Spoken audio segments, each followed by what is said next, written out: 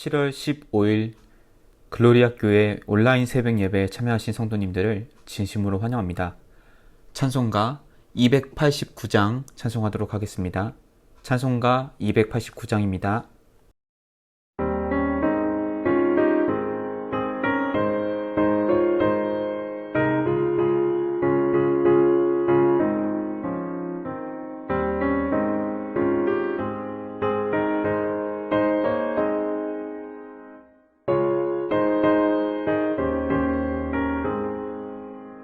주 예수 내 맘에 들어와 계시고 변하여 새 사랑 되고 내가 늘 바라던 참빛을 찾은 주 예수 내 맘에 오신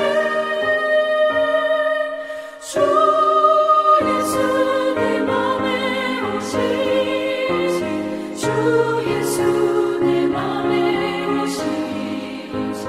물밀듯 내 맘에 기쁨이 넘치고 주 예수 내 맘에 오신 주 예수 내 맘에 들어와 계신 후 망령된 행실을 끊고 머리털보다 더 많던 내 죄가 눈보다 더 휘어졌네.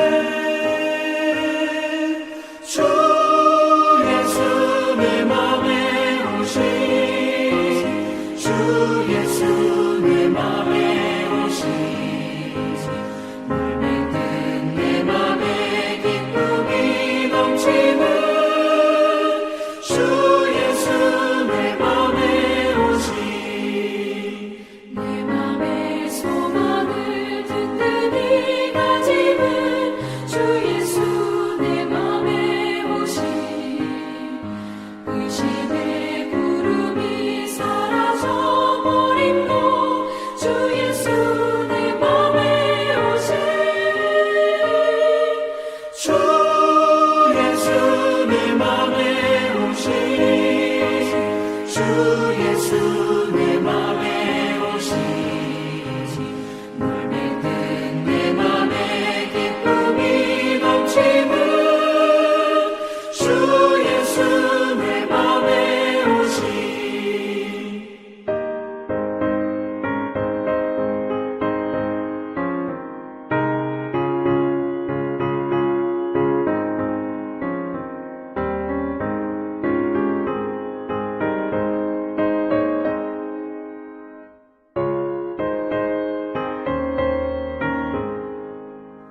사방에 음침한 골짜기 가다가 밝은 빛 고연히 비쳐 저 멀리 하늘 무한하게 보임도 주 예수 내 맘에 오신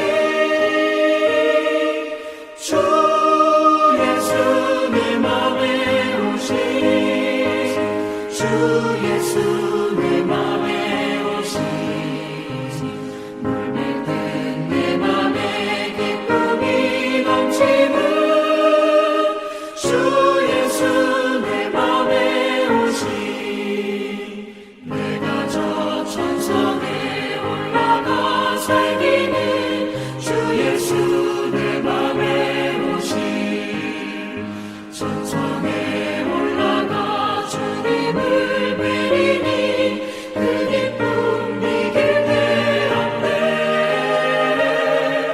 주 예수 내 맘에 오신 주 예수 내 맘에 오신 물밀듯 내 맘에 기쁨이 넘치는 주 예수 내 맘에 오신 아멘. 오늘 읽을 말씀은 창세기 3장 1절부터 13절까지 말씀입니다. 봉독하도록 하겠습니다. 그런데 뱀은 여호와 하나님이 지으신 들짐승 중에 가장 간교하니라.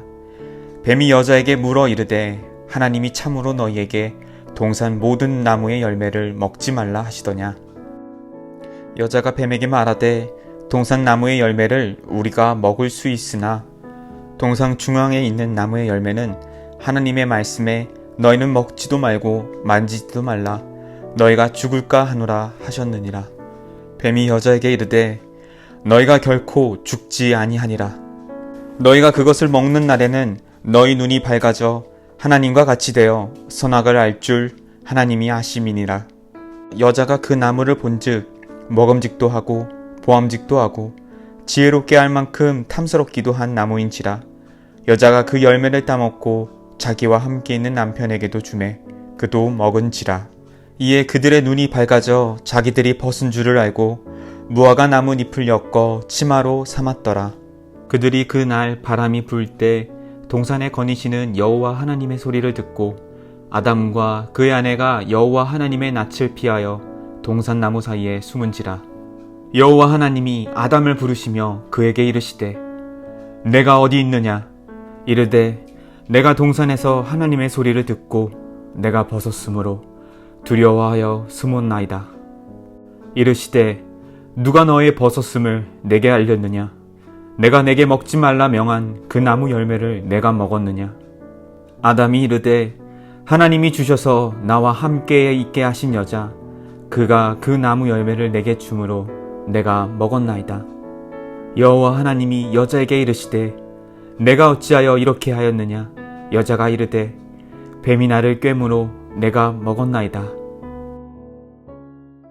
할렐루야. 목요일 새벽 기도에 참여하시는 성도님들에게 우리 주님 예수 그리스도의 은혜가 충만하시기를 기원합니다. 오늘 성경 본문의 말씀은 창세기 3장 1절부터 13절까지의 말씀입니다. 우리가 이 말씀을 본문을 읽어보면 인간이 타락하면서 전적으로 이루어진 한 가지 사건이 있습니다. 그게 뭐냐면 하나님의 형상을 상실해버린 것입니다.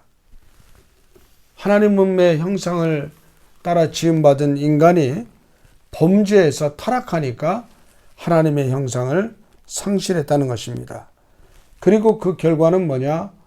인간이 철저하게 하나님으로부터 분리되었습니다. 인간은 이때부터 하나님의 뜻을 따르는 것이 아니라 죄악으로 오염된 자기 고집, 육적인 속박을 벗어날 수 없는 상태가 된 것입니다. 이러한 인간은 오직 악한 길만을 선택할 수 있을 뿐 선한 길을 선택할 수 있는 능력을 상실해버리고 말았습니다. 이러한 내용들이 로마서 6장에 잘 기록되어 있습니다. 하나님의 은총 아래서 하나님께로 자유롭게 순종과 교통과 교제가 가능했던 그런 자유의지를 인간이 스스로 범죄함으로 잃어버리고 마는 것입니다.